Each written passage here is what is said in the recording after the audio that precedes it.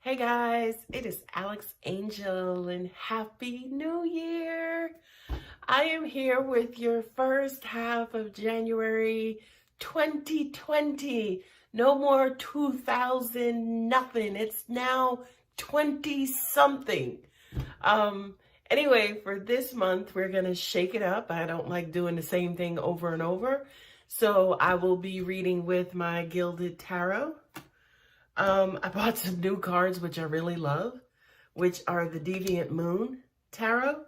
But for this reading, what I will do is your primary will be the Gilded Tarot, and then I'll clarify with the Radiant Moon. Don't freak out. They look a little scary, but, you know, they're really not. And then what we did for the last half of December is I will pull 3 angel cards to help you with advice on whatever, you know, angels brought out for you and whatever they want you to know to help you in the year 2020. 2020 is perfect vision, right? So we seeing things clearly this year. We matching energy. You give me 20, I give you 20 back. You give me 15. I don't know, because I don't go below 20. But anyway, I hope you guys having a fabulous an amazing 2020.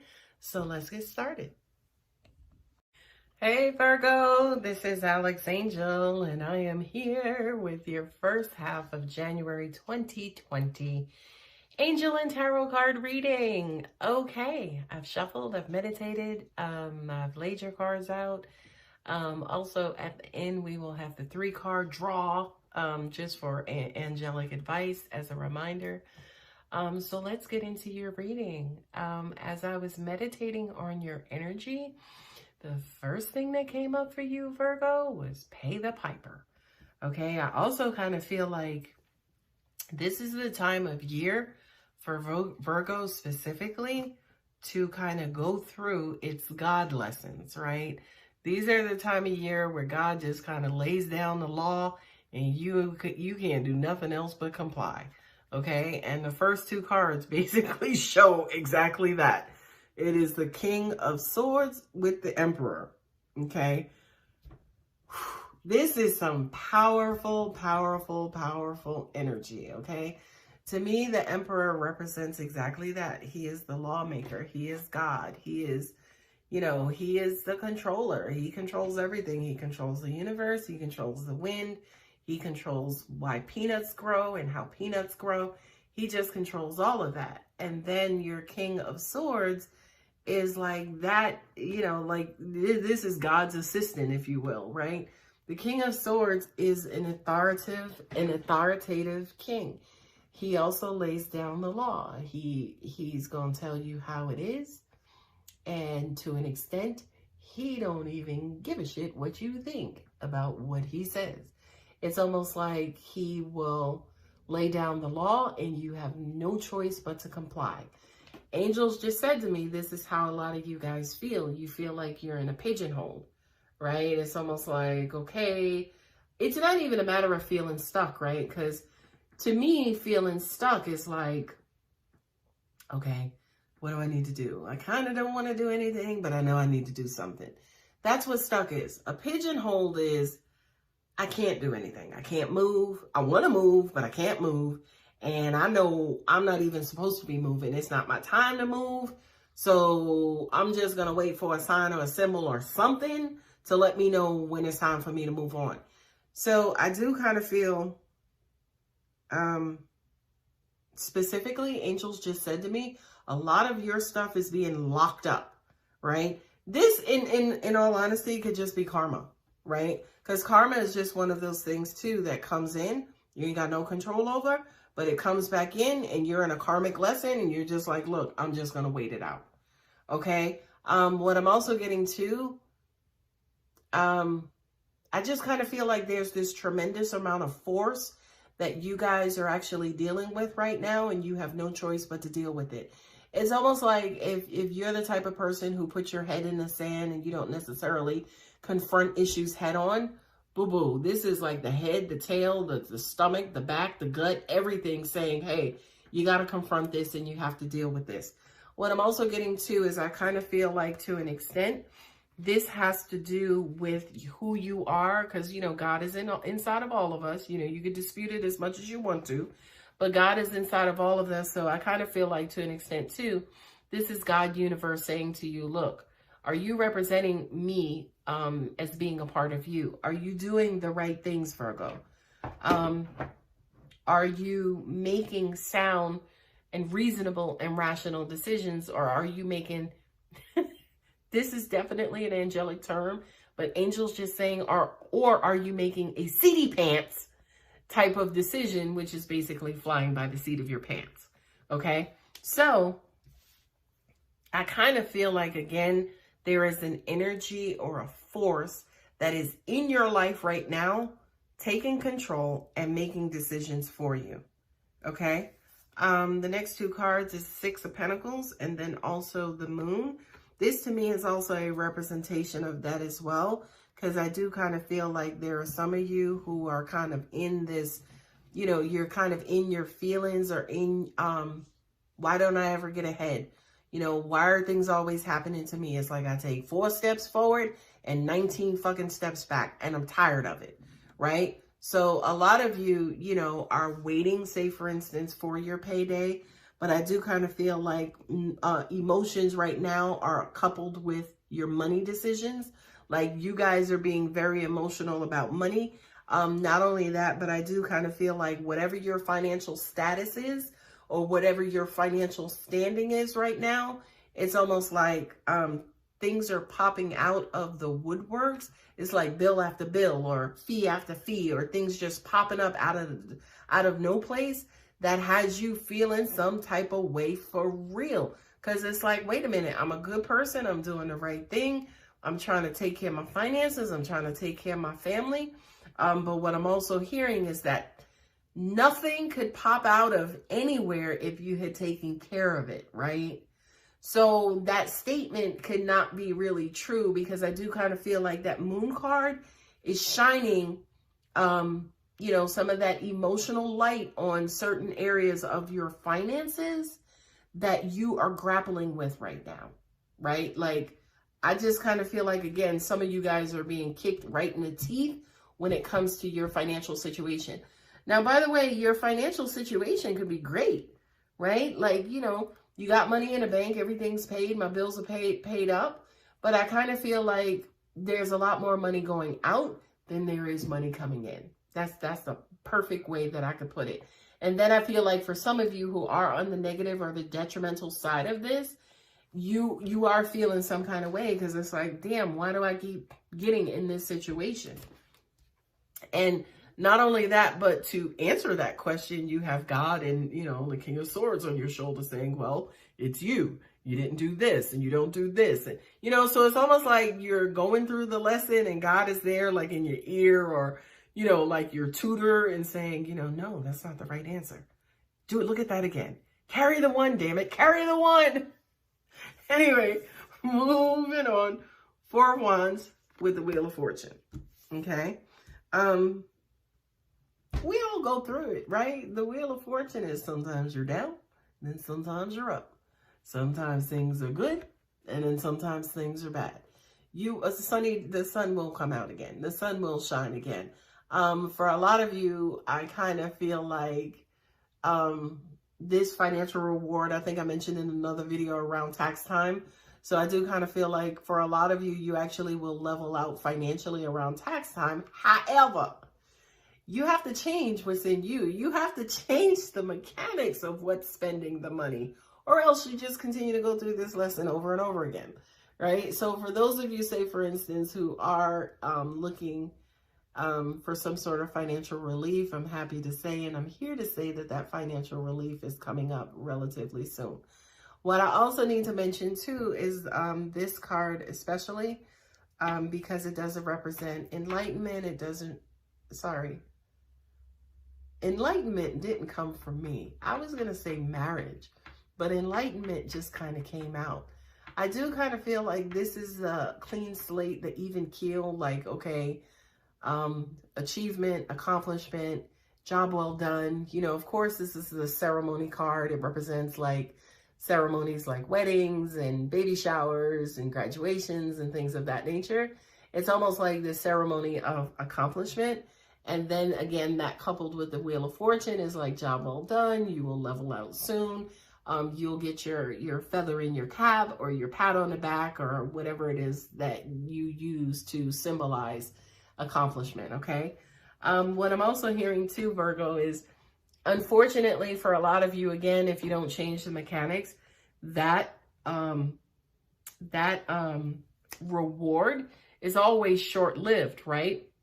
Which I feel like that's exactly what your complaint is about. It's like, why? Why do I keep winding in this situation over and over all the time? Okay, you change the mechanics. Next card up is King of Pentacles. There we go. With the Empress. Ooh, Moses. Ooh, ooh. Oh, ooh, sorry, I just got... Right, King of Pentacles is Mr. It. It's a very established. It doesn't necessarily have to represent an energy type like male energy or female energy. It could just represent stability, right? Stability on a grand scale. Stability 101, right? I do kind of feel like these two cards together, right? The Empress represents. Sorry, Virgo, this energy is taking over me, but I do feel like the Empress represents that mother figure. She's the Queen of Queens, okay?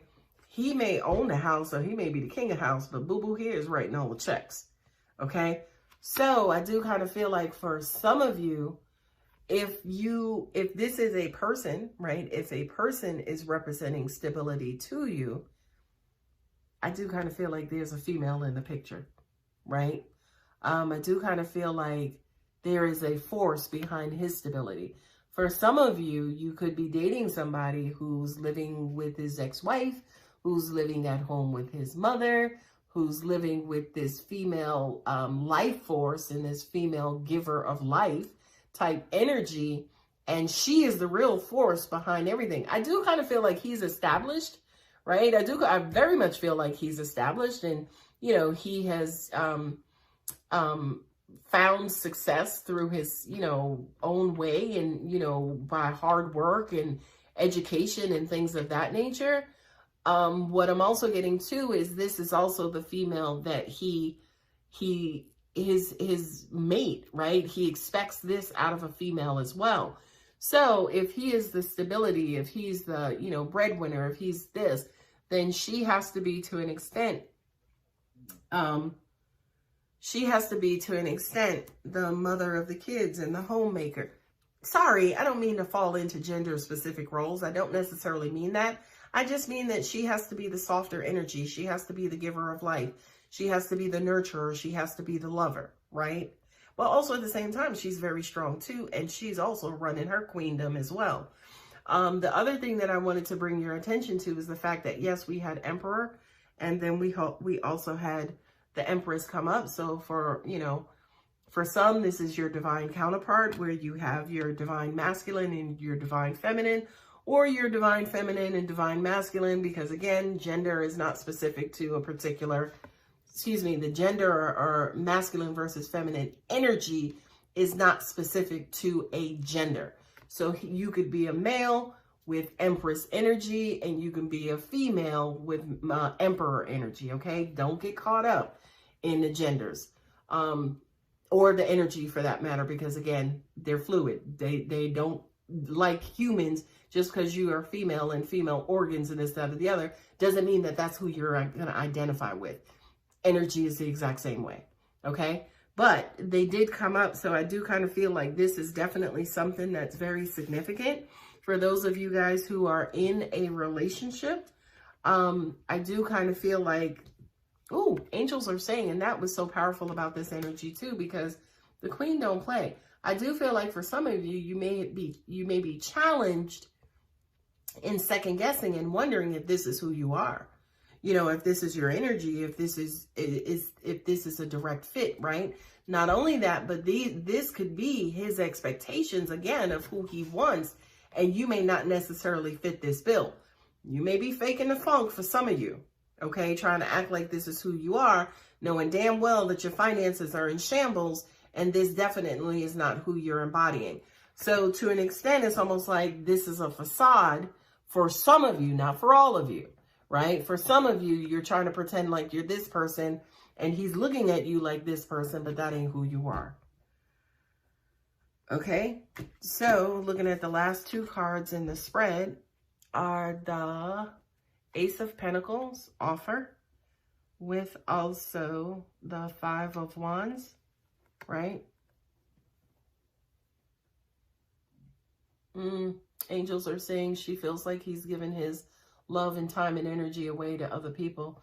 She's feeling a little bit insecure about herself, or he's feeling a little bit insecure about himself, wondering if this particular individual has many other females or many other males who they're giving their attention to as well.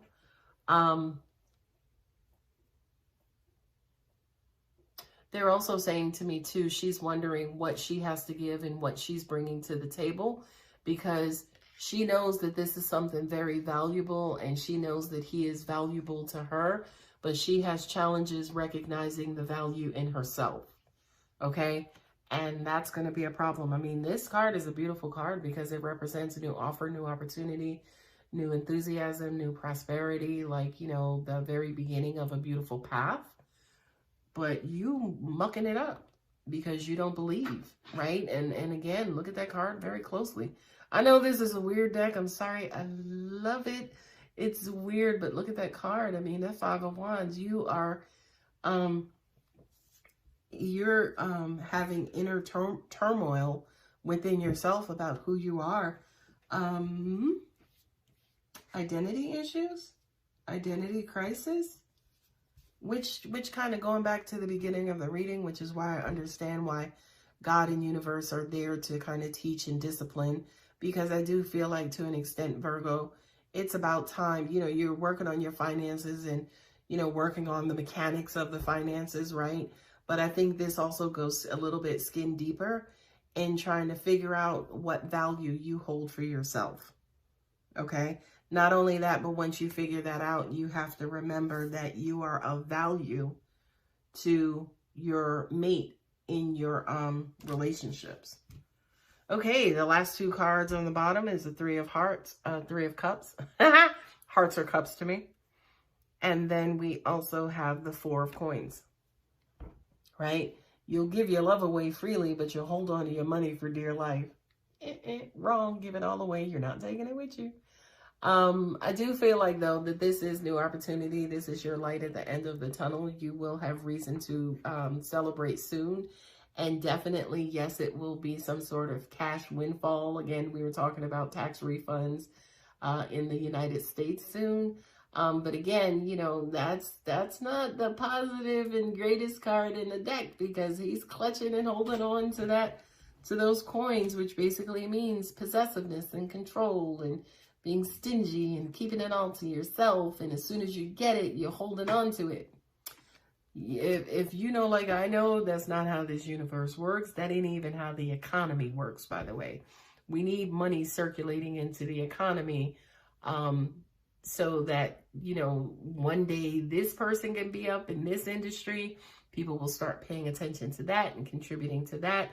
And this industry actually will have a rippling effect and affect other industries and bless other industries, right? So it's the standard case of supply and demand, but then also the rippling effects of revenue and revenue streams and being able to pay their bills, being able to enhance and buy and just doing other stuff with their money to help the consumer like you. But anyway, this is not an economics class, and I ain't no economics teacher. This is your tarot and angel reading. Okay, so I'm using different cards for the 2020 advice for you, Virgo. And this is invention and creative guides. So for 2020, work on the mechanic. Try to figure out how to do things differently, how to, you know, create like a different path, and how not to wind up in this situation again. This is also too having everything to do with reinventing yourself, right? Reinventing yourself and transforming yourself into this valuable individual that we all know that you are. But if you don't believe it, you know, what we think or what we feel doesn't make any sense, right? Okay. So for you, Virgo, my friend, again, you know, kind of reinvent yourself, kind of invest in yourself. You don't need money to invest in yourself. Okay. Second card up, I have not looked at these cards, is priorities and master teacher. Yeah, what are your priorities, right? Are your priorities money or love or value or honesty, integrity? Whatever that is, we need you guys to start looking at that. I feel like for some of you, it's weird because angels just said value is the almighty dollar. I can hear some of you saying, well, shit, why shouldn't it be? No. Not only that, but I do kind of feel like for some of you, you have like this love-hate relationship with money. You know, you hate that you love it. You hate that you need it. You hate that it has that amount of control over your life like it does. So I feel like for 2020, 2021, 22, whatever, excuse me, we guys need you to reprioritize your value system, right? Because again, you know, yeah, I'm like you, like, shit, I got to pay mortgage too. I got to pay bills. Like, these lights don't come on by themselves, right? But that, you know, it's not high on my priorities. You know, for me, God is first. The universe is first. You know, whether I make it first or not, it really is. So, you know, just kind of look into what you guys are placing value on, right? And then also look into where you fit in that mix, if you fit at all, okay? Some of you will be surprised that you don't freaking fit at all because you didn't put yourself out there.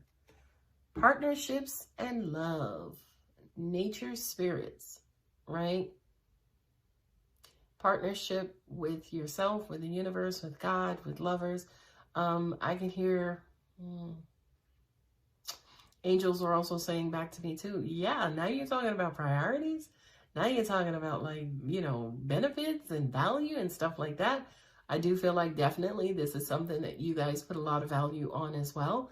And that's okay, whatever, what floats your boat, right? But I think what's necessary is, you know, this compared to money, this compared to love, this compared to truth and integrity, this compared to, you know, blessing and loving the God that's inside of you. You know, I just kind of feel like for you, Virgo, it's time to reprioritize. If that was like, if there was one thing I would ask for you to remember from this reading, is to reprioritize your value system. What means, what are things meaning to you? And then kind of like put that on a scale based on what means the most down to what may not mean the most. Okay, so I hope that helps. You know, of course, as always, I wish you guys a phenomenal and fabulous 2020 and beyond. All right, take care, Virgo.